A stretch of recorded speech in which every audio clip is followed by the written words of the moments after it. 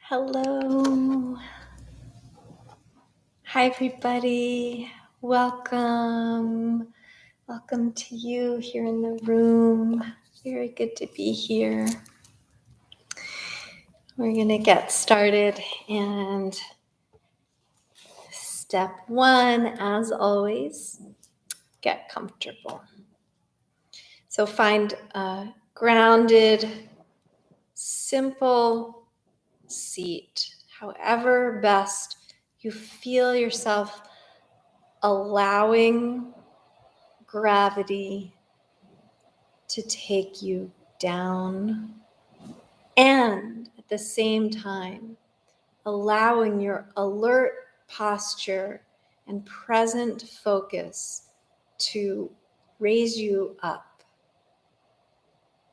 So we engage with both the downward action of grounding energy and the upward rising of rebounding energy. Like a ball of awareness that's in slow motion, bouncing up and down.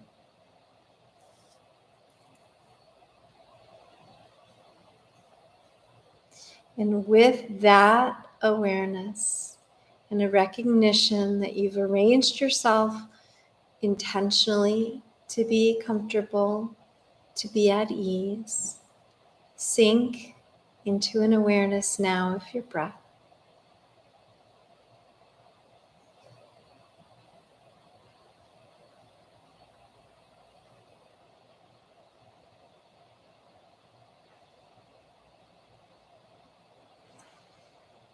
And feeling the rise and the fall of breath. You'll notice that other thoughts come along. And know that you don't have to do anything about them. Just watch them do their thing without a necessary engagement. Just a knowing that that's what the mind does. And that's all that's required of us.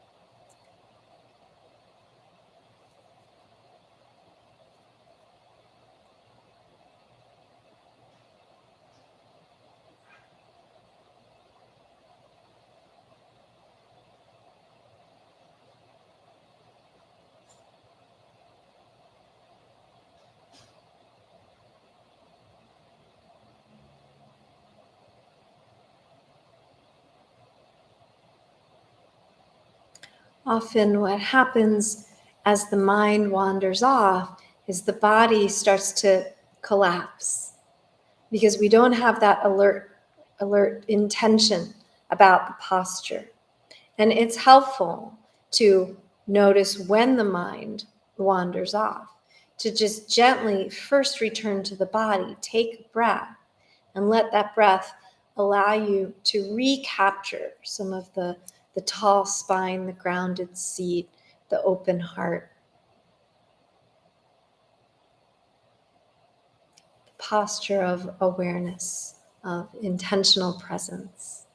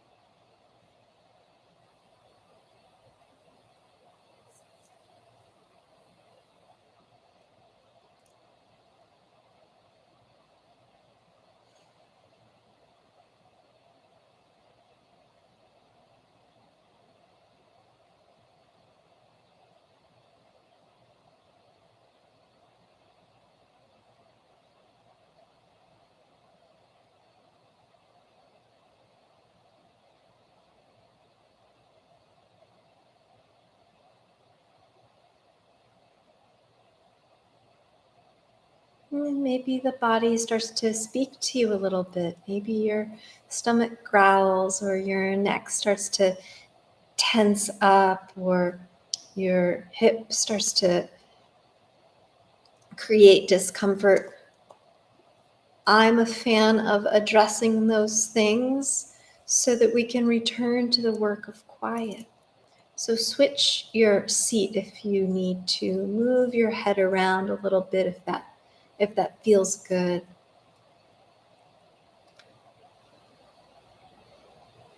And then return. One breath at a time.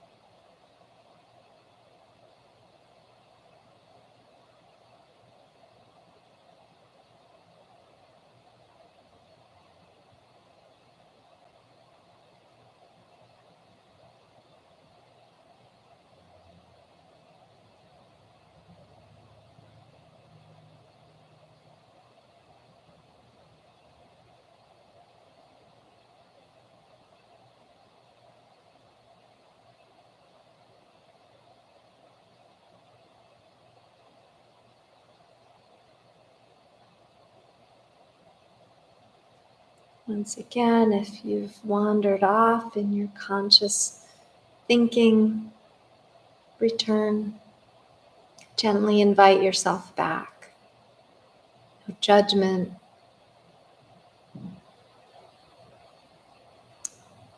No self-criticism about something that is so essentially natural to all of us.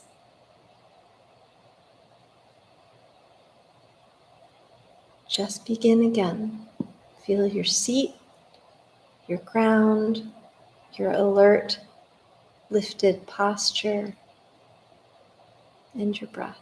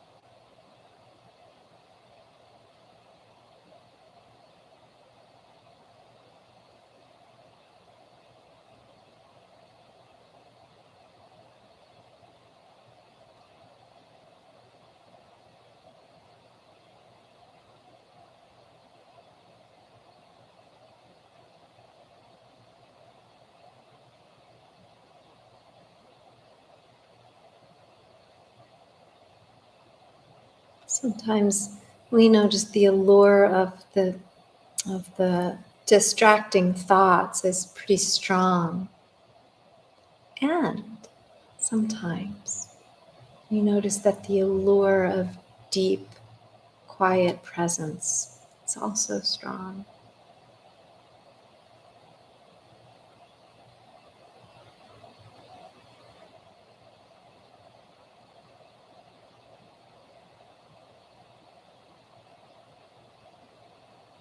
believe we need both. Both of those alluring places are relevant and important in their own way. Just come back. Test the allure of the least common of the two.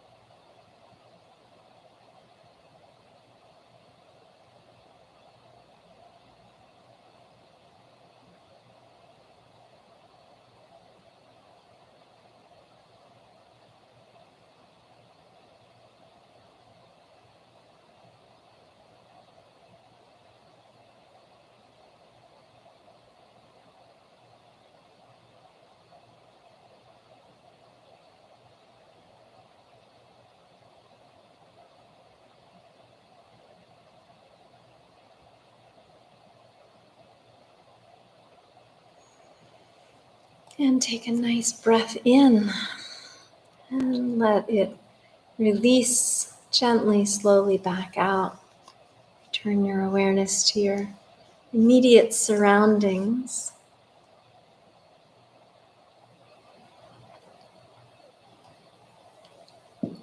So glad that you've joined.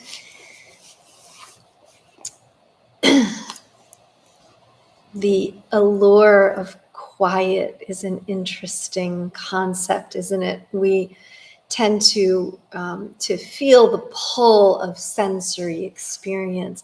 We want sound, we want taste, we want smell and touch and visual entertainment. We as humans, and especially in this culture and at this moment in history, are very accustomed and attuned and have come to expect a rich tapestry of experience happening all the time around us. And we're hungry for that so often that when we try to carve out time without it because we've been told it's good for us, it feels so maybe lonely, maybe just too foreign to find comfort in, and so we go back to the allure of the senses. The wisdom traditions have told us for millennia that the places of quiet are the places of the deepest wisdom, and yet we don't believe it in an intellectual sense. It's hard to put your fingers on empirical evidence, even though now with the study of neurobiology and science and the mind, we know there is empirical evidence. It's just hard to believe it when our world is so full and in beautiful and very enriching ways of all of this distraction. And so how do we find ourselves back in simple, quiet space where we're not doing anything and we're not engaging with the sensory world, but we're just simply being? And I think that there are aspects of the sensory world that can help us get there. one of those places for me, for sure, is in nature. To go to the woods, to take to the mountains, to go to the lake or the shores of the sea and watch nature just thirst upon itself. And so then we become the observer of the sensation rather than the consumer of it. And I believe this is a critical piece on this journey. It's what Henry David Thoreau was seeking when he went to Walden Pond. It's what so many of us experience in times of profound feeling and the need to process those feelings. We find ourselves taking a walk because we have to get out of whatever it is that's stirred us up. And so to be able to find the allure in a natural setting, I think helps us get into that place of quiet. And I know for myself, I will admit, I'll be the first to admit, it's hard for me not to, to whip out the phone and take a picture of it. I do it all the time. Or to remember, oh, I forgot to answer that person's text, so let me just do that really fast. And that's not wrong, and it's not going to hurt anything or anyone. And this is a both and situation. And it would be lovely to attune ourselves to the practice of putting those things aside truly for designated space of time, for that simple allure of quiet. And then we can notice the way we respond to it bioenergetically. We get to refamiliarize ourselves with the beautiful response of a body at peace, of a nervous system in complete calm. It sends signals. It sends through our neuroendocrine system very real responses that are profoundly healing for us in every way. This too has been empirically proven over and over in the last, 20 years at least of scientific research. If you need that to believe me, I promise you it's there. So in every way, this benefits us. And when we are benefited, then everyone around us benefits from these places of ease. Let's go back in. Find another comfortable posture.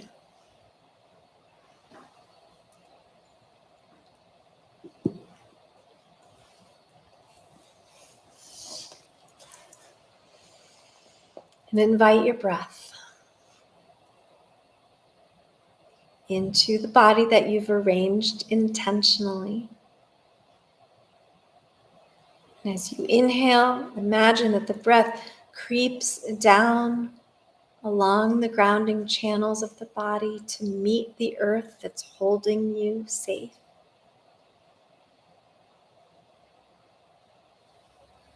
And at the crest of the inhale, we can engage with the rebounding energetics of uplift to keep us alert and full and capable of letting go with every exhale.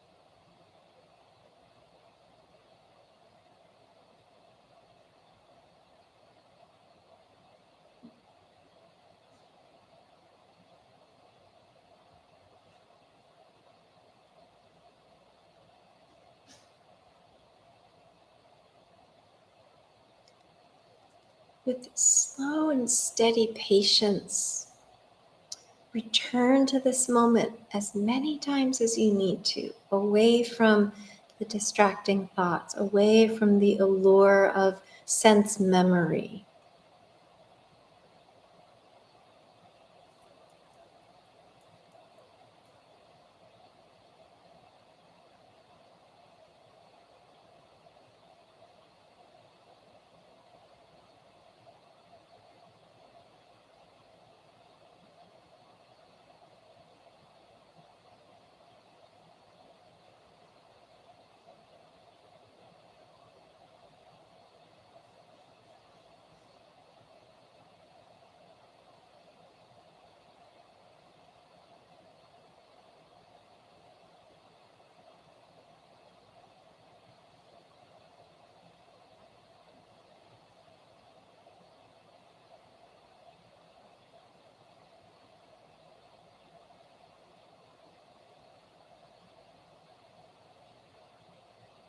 And if you catch yourself scolding yourself for losing your train of mindful presence, forgive and come back.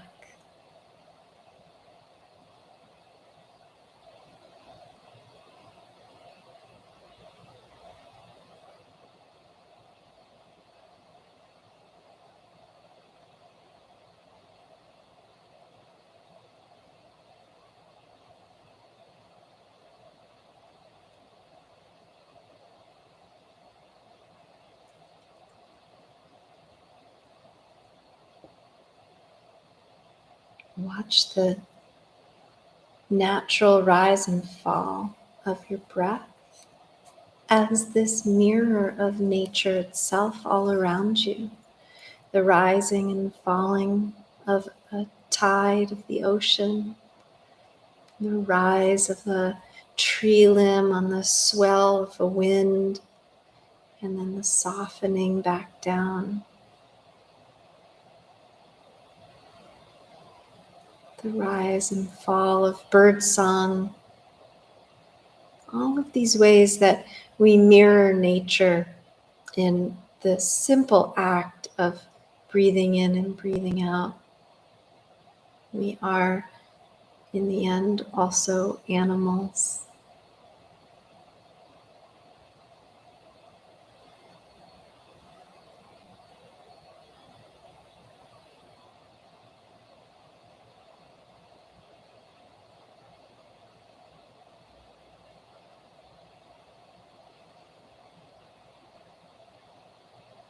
And so we tend to ourselves in these places of quiet comfort. Even if we weren't consciously doing it for that reason, this is a tending to ourselves, to our inner beings, to our quiet spirits.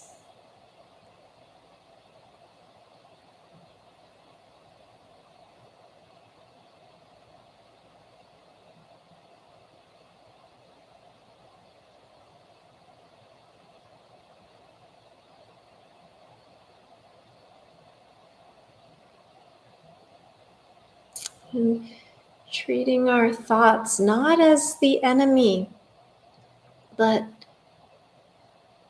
as part of our job of tending, like a shepherd to its flock. Just bring them back, gently guide them back.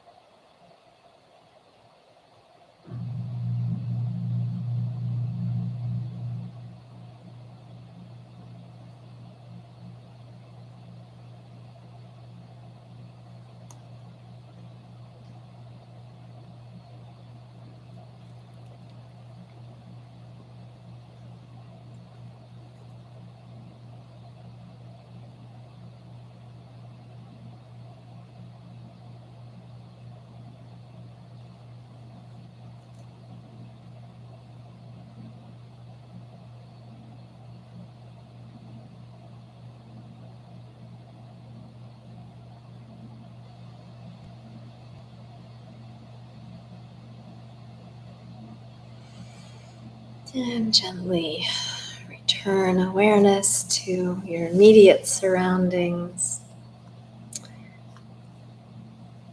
One of the things that I like to build into my ritual of daily mindfulness practice is the way I conduct my mornings when I first wake up. I really try not to engage at all with my phone. I do check to make sure that there was no catastrophe overnight that anybody texted me about. I don't check the news. I mean personal catastrophe, so I check for texts.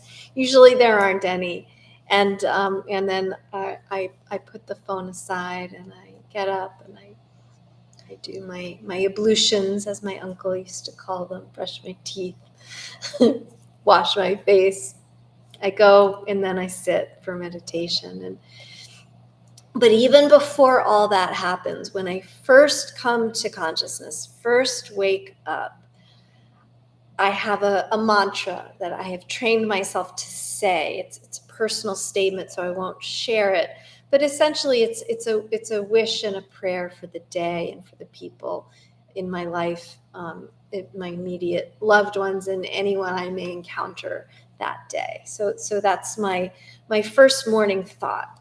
Is this sort of wish and prayer for the day.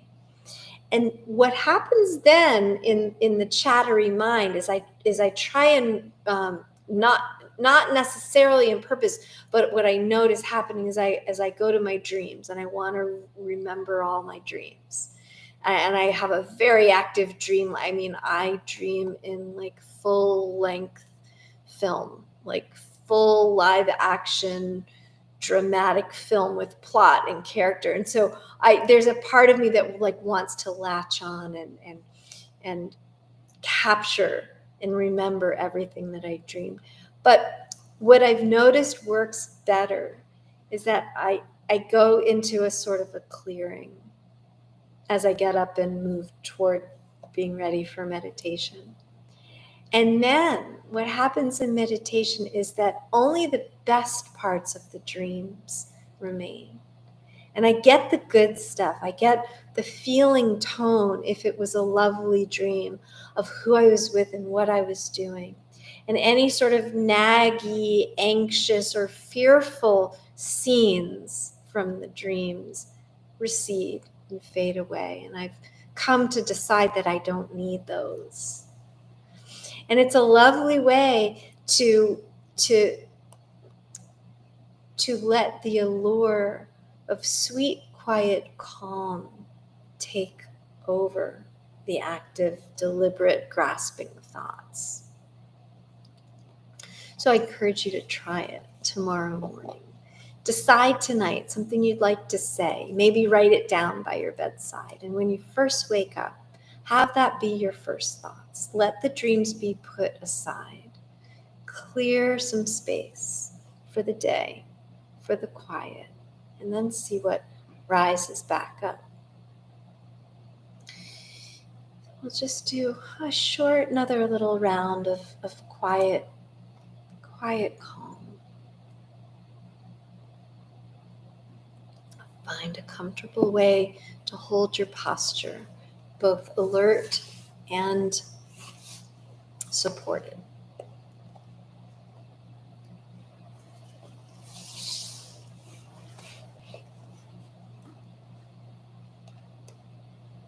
And find your breath.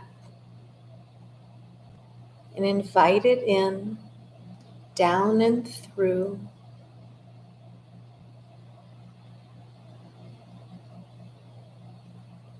As deep into your being as you can conjure an experience of the breath.